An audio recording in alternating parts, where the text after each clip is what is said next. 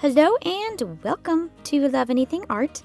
Today I'll show you how I made this cute little butterfly necklace. Super simple.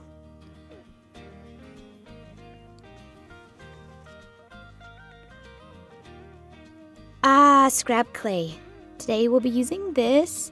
It is from the previous project I did, and I will leave a link in the description box below for you if you want to check out that video. It was a stained glass necklace that I had made from this. Super simple cane to make. So you can check that out, make that, and then you could make this. Or if you have a leftover cane or leftover scraps, use anything that you want. Just take your larger chunks and cut them down into smaller ones. You do want all of your pieces to be rather big. You don't want all of your colors to kind of be muted and muddled together.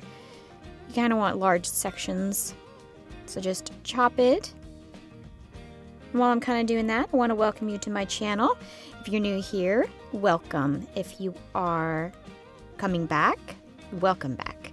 Please hit that subscribe button and join the fun in the community. I have tons of videos. I am approaching 200 videos, so watch until your heart's content. And I'll just chop that up a little bit more.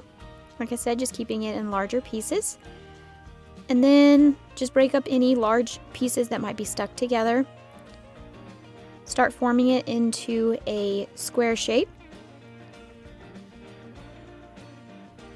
You do want it to be pretty thick, so when making your square, just kind of push all the pieces together in the thickness that you want. Pile them on top of each other.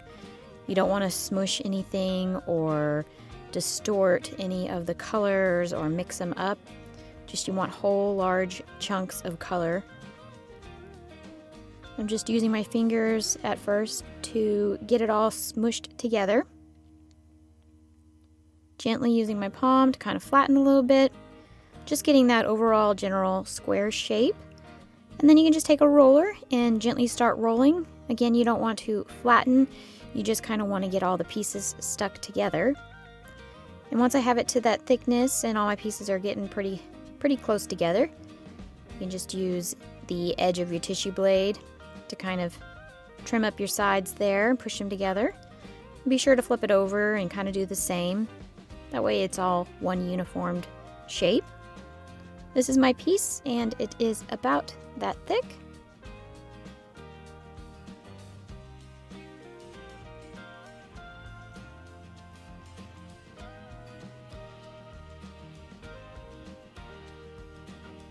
Next, I'm going to slice it up. And this is going to kind of further distort your piece without mushing everything together or squishing it or rolling it.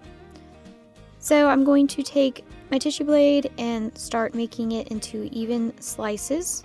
When you make your slice, you do want to make the slice as thick or as wide as it is thick. Because when we put it back together, you still want it to kind of be the same thickness. And I'll kind of show you as I go along. I'll make my first cut.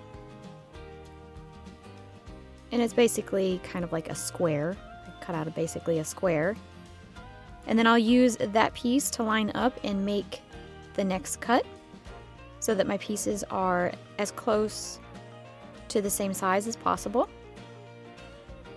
Basically, I'll just keep doing this all the way down my piece until I get to the very end.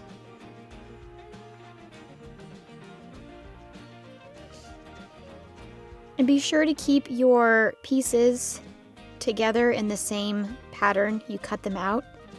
So when we flip them over in a minute, you'll see. So you have the patterns kind of in the same general direction. So I have them all sliced, and then I will start flipping them on their sides so that each two pieces are basically going to be a mirror of each other. So the first one will be the mirror, and then those next two will be the mirror, and then so on and so forth. And you can decide which side of the piece you want to be facing up. Maybe you like one side pattern better than the other. You can just kind of figure that out and then make sure you put them together so that they are a mirrored shape. Just do that all the way down until you get to the end.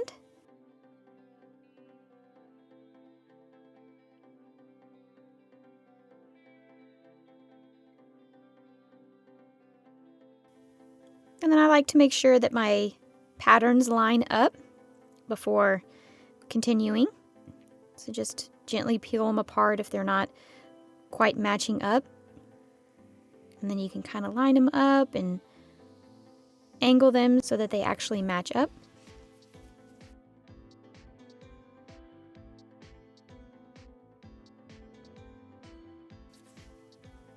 Do that with all of your pieces, and then you'll start placing it back together.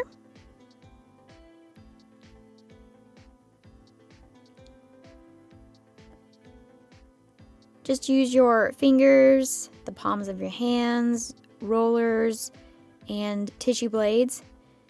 And basically you'll just, there's kind of the pattern.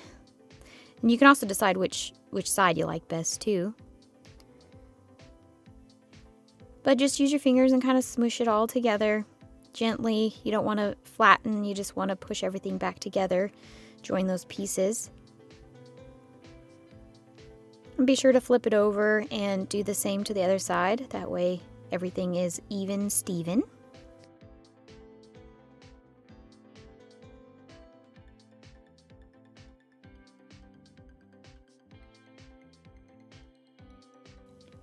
I will be using this purple clay. I believe it is called Turnip. You can use any color that you like. I just thought that this purple looked good with the yellows and the blues and the orange that are kind of mixed in there. But whatever color complements your scrap clay pattern, use that. I'm going to condition my clay. This seems to be a little bit hard, so I had to work with it a little bit to get it all nice and soft again.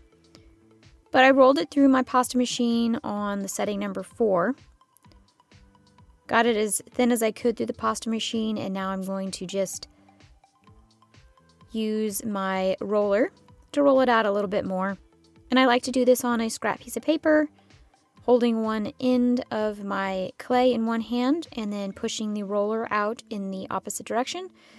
And this will help flatten your piece a little bit more. You just keep going, flipping it around, changing the angles so that you get it all nice and even and flat.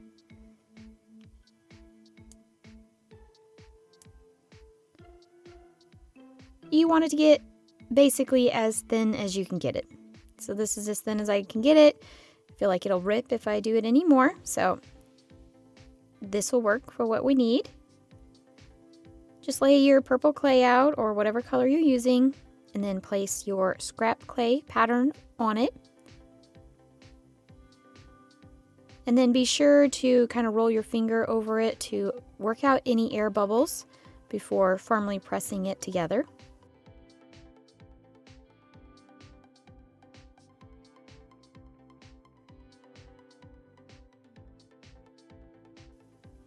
Use your tissue blade and just cut off all of the excess purple clay around it.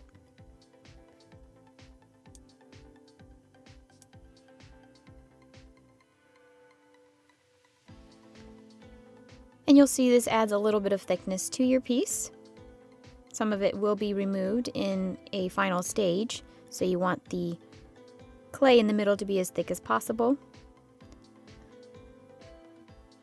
And then I also did that exact step to the back side, so now it is sandwiched between my two thin pieces of purple. And I'm going to use my roller here, just gently rolling to get everything connected. I don't want to really flatten it. Keep it in its square shape. And that is my final piece here.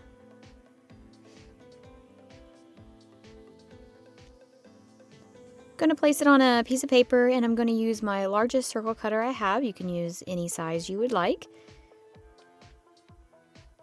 And I'll just cut out one single little circle, and you'll have plenty left over to do other projects, or if you want to make a couple of these, you can.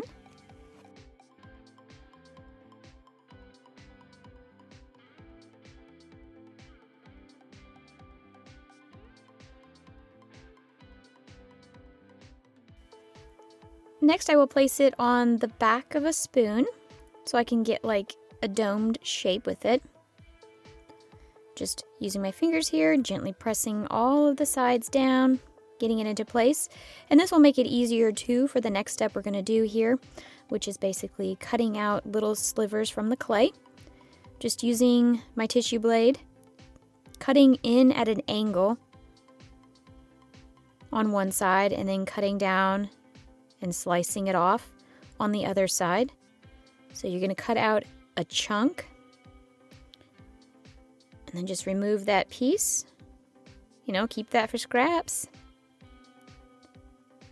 And then you can just use a tool or whatever you have to smooth out that center piece there if the cut you made was kind of rough.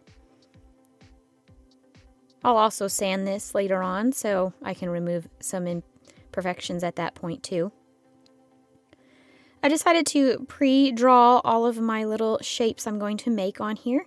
That way I can kind of see the pattern, and if I don't like it, I can always use my finger and smudge it out and start over again before cutting. So I've kind of cut out all of those little patterns that I had made, and then I'm going to smooth out the purple clay on top and the clay there in the center. I used a little bit of water on my tool to kind of get it to slide a little bit better.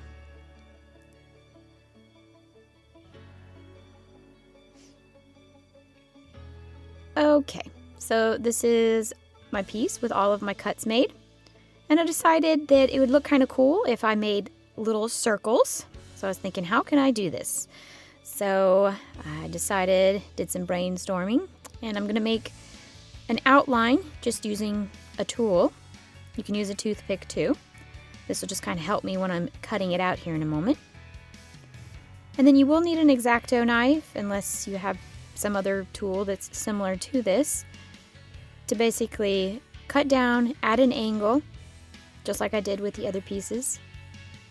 So you can cut that circle completely out and you can see your scrap clay underneath.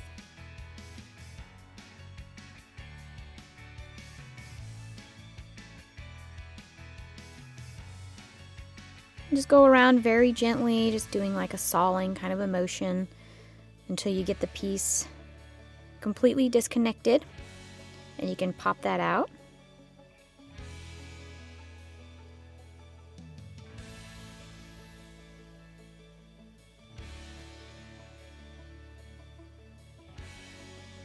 You can make as many or as few of those circles as you like, or if you didn't like it with the circles, you could always leave that off too. But I am going to make several different sizes. And then I'm going to just use a tool. If you have a ball tool, that would work probably better than this, but I don't have a ball tool. So just using whatever I have to smooth out the inside of the circle and the edges around.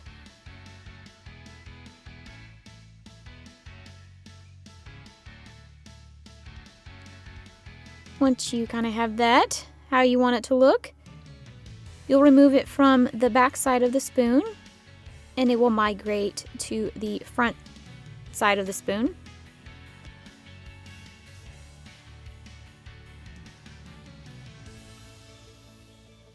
Just push that in there and kind of get it to form to the spoon a little bit.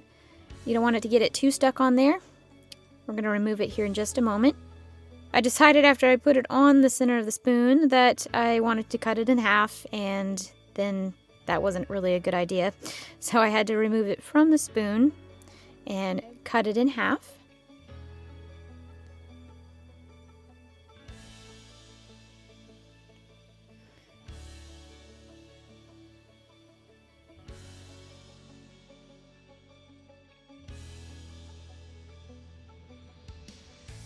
Now you have your two halves for your butterfly wing. I'm just going to smooth out my edge there a little bit. And then you'll put it back on the spoon. I am leaving a gap in between so that it does not bake and get stuck together. And then just press it down, get it to stick to the spoon so that it keeps that shape. And then bake it.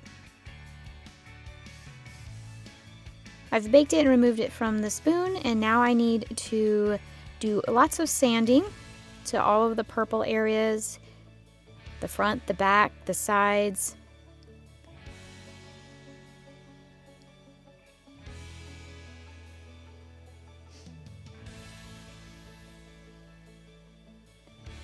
Also, I'm going to sand down there in those little grooves. I won't be able to do the little circles because I don't have anything that can get down in there, but it'll be okay. I smoothed them out before, so I went through and with my roughest sandpaper I had and did a good sand job. It also removed some of that purple clay so I can see even more of that pretty clay underneath. So basically, I'm going to just take my clay after I used the roughest sandpaper I had, which is the 80 grit. I didn't have any 60 grit with me. Then I'm going to move up to the next size, which is a 120. And then I'll go up to a 360. And then 8,000. And then 2,000. This is just to kind of smooth out the very roughness that it has currently. It won't really give it a glossy shine or anything. You can always put resin on it too if you don't want to do any sanding. But I kind of like the matted look of it instead of that really shininess. But this is my piece after I've finished sanding. And I am going to put a little bit of resin just to bring back that beautiful lusters and colors in the scrap clay. I'm just using a very little bit on the end of a paintbrush and getting in all of the wedges that I cut and the circles I cut. Once that's cured, you're ready to put your necklace together. This is how I kind of laid it out. I have my little findings and my beads and my toggle, my clasp, and then I have my wire off to the side and basically everything I'm going to need to make my necklace. I like to lay everything out just to kind of see, and I can change things before I start putting everything together. But you'll want to drill a hole for each of your sides so that your necklace can hang. And just do that right there on the outer circle in the middle. You'll do that to both sides.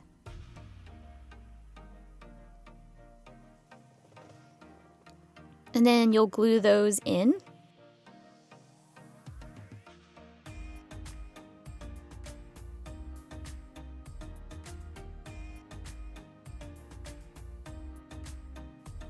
I have those glued in place there, and now I'm going to start connecting some of my beads. For this bead, I am going to glue it directly to the piece, so I want it to sit with the holes facing out and not up when I place it in. I'm just going to put a little bit of super glue in the hole. And then I'm going to place my bead on there, again with the holes facing out so you cannot see them.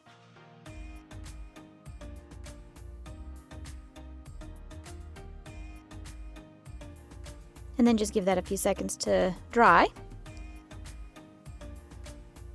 And then I'll do the same with the other bead there at the bottom. And now I will connect my little bead for the top and the bead for the bottom. But first I'll just need to drill my holes. I'll do one at that bottom and then one on the other wing at the top.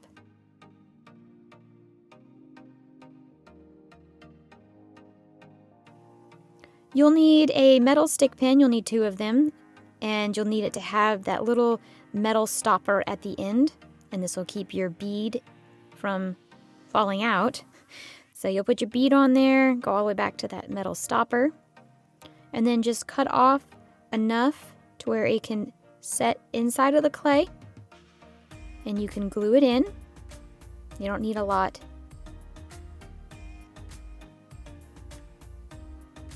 You'll do that for the top and the bottom. And then you'll want to glue those in.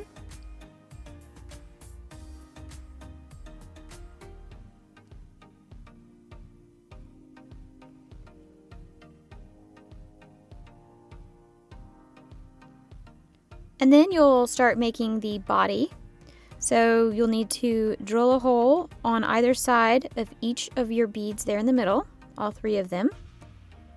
So kind of just measure where you're going to want to place your first hole. And I actually decided maybe to kind of off-center the wings. So that's me kind of here deciding what I wanted to do. Do I want to off-center it a little bit or make it completely straight? So I kind of played with that for a few minutes. Ultimately, I decided to go directly across. So I have my first metal stick in there. It's glued in. I'll take my first bead. I'll put it on my metal stick.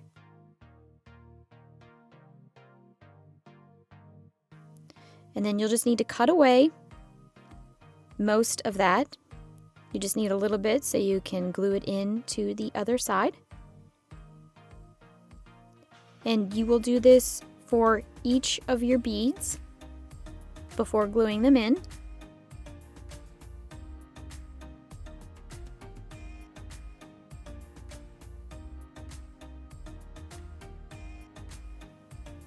Got my beads on there, holes on both sides, and glue. And this is kind of the final product, and then I'll just finish putting together my necklace. You'll just need whatever string you're going to use, a crimp bead cover, and close up the crimp bead cover. You'll need a jump ring to connect your necklace to your pendant. And then you'll just close that up. And then cut off whatever amount of string that you need to cut off so that it sits around your neck where you want it to sit. Place on your beads. On one side, I'm going from big to small, and on the other side, I'm doing small to big. So I'll just place those beads on there. And then again, you'll need to place on your crimp bead cover, your crimp bead, crimp that into place.